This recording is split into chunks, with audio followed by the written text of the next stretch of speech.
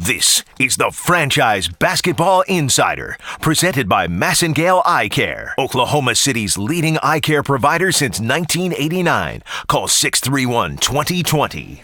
Greetings, Thunder fans. It's game day at Oklahoma City. The playoffs are here. The franchise has it covered as we attended both Thunder practice and Dallas Mavericks practice here inside Chesapeake Energy Arena today. Both teams went through their shoot-arounds, and we got to visit with the head coach of the Mavericks, Rick Carlisle, as well as J.J. Barea. But we'll start with Kevin Durant after Thunder practice. We run a fast-paced offense in the half court, a lot of movement, a lot of ball movement, a lot of player movement. So we got to be locked in for 24 seconds each possession. And well-coached team, a lot of good players that can do multiple things, from having three-point guards on the floor to having going small to, playing big. So they got a lot of different options to play with, and we got to work cut out for us. Dion had a really nice night, all 4 games against them. What do you need from him this year? We just need him to stay consistent with his play, man, and his work ethic. I think every single day he's been putting in work, and we just needed to translate onto the floor. And, it's a matter of making and missing shots. So we're not trying to put pressure on him to make shots. We just want him to play aggressive on both ends of the floor and give us his best effort, and that's what he's been doing all season. Okay, when you made 4 threes against them at any moment this season, was that ball movement? Is that an advantage you have against their personnel? How do you assess that? It's the zone they played. They played the whole game of zone one time, and they played every game they played us, they made it win 5 or 6 minutes of zone. And I was able to get some wide open threes. I missed a lot, and I settled for a lot of threes I shouldn't have settled for. But for the most part, I just think it's the zone and them, relying on us to, hit those jump shots. So, we got to be aggressive when they play zone, and I got to be aggressive to get into the paint. Do you expect to see more of that, maybe more zone, now that they're kind of have some injuries before things? You never know with Coach Carlisle, man. He'll throw anything in the game, and I'm sure, at some point they'll throw some zone in there to kind of mess us up a bit, especially if we got it rolling on the offensive end. But we got to be prepared for anything, and I think our coaches and our whole coaching staff has done a great job of preparing us. As a shooter, what's your immediate thought when you see that zone? Just be aggressive. If I get a wide open three, just make them second guess the next possession if they want to play it again, and just focusing in on my shot. You said Dirk is one of your favorite players. What is it about him you kind of gravitated towards that you like? I can't jump over a telephone book, but he gets the job done.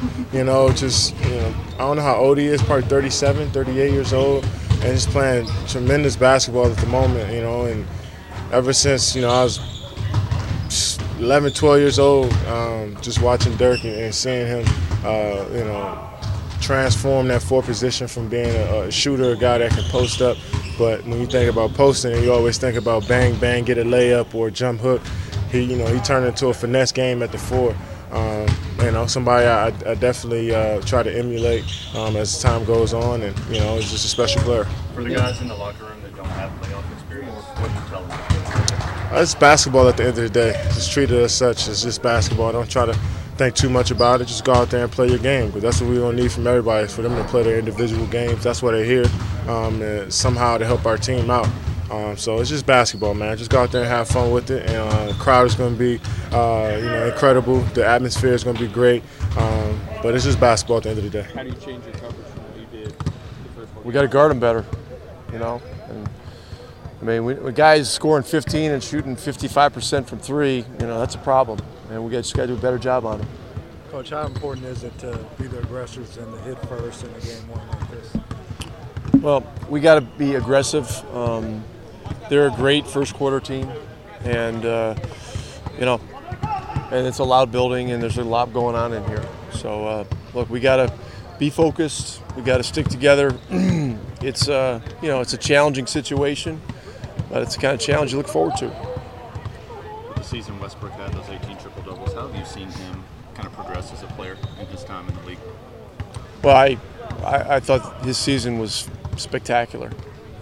Just the all-around game was amazing, and so that's why they got 57 wins or whatever their win number is, and that's why they're a top seed. And the Western Conference is, the top 4 teams in the West, are viewed as really high-level, legitimate championship contenders, and they're one of them, and we understand that, and we're going to have to play a really, really great overall game to beat these guys.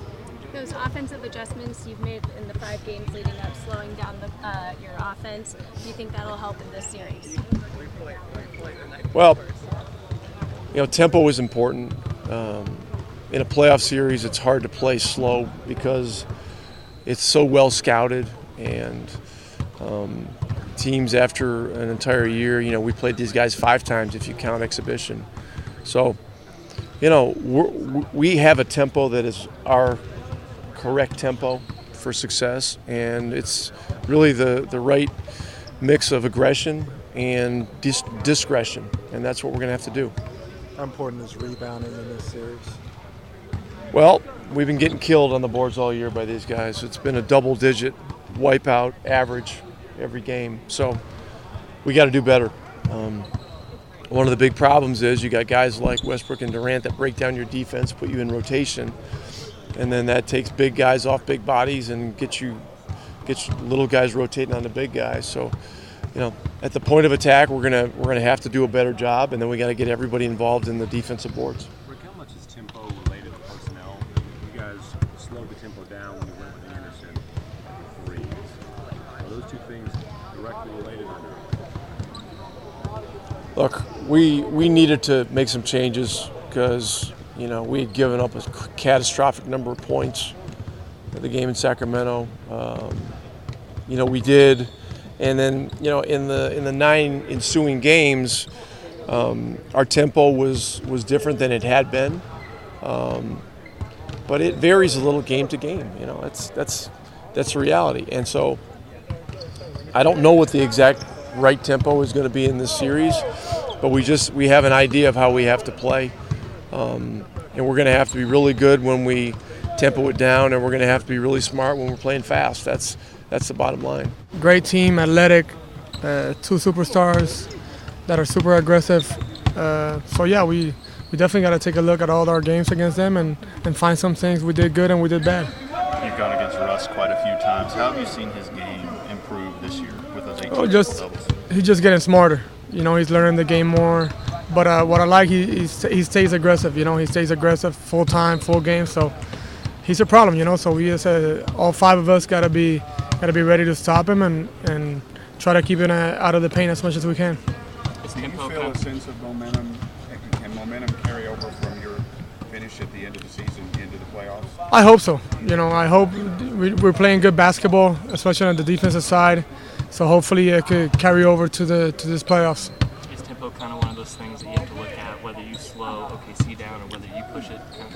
Yeah, we got to see what's working. Especially in the first quarter, they're a team that comes out really aggressive and really fast. So we got to make sure we're ready to go early in the game. All right, that'll do it for this report. We get our pregame underway on the franchise tonight at 7:30 at Flint Restaurant inside the Colcourt Hotel. It's Countdown to Tip-Off presented by TotallyTickets.com and by Homeland. Join John Rohde, Desmond Mason, and yours truly for an hour of the best pregame in Oklahoma City. You'll hear more comments from more players leading up to the tip-off tonight on Fox Sports Oklahoma and on ESPN. Thanks for watching this edition of the Game Day Franchise Basketball Insider. I'm David Garrett for Oklahoma's new sound for sports, 107.7 The Franchise in Oklahoma City and 107.9 The Franchise in Tulsa.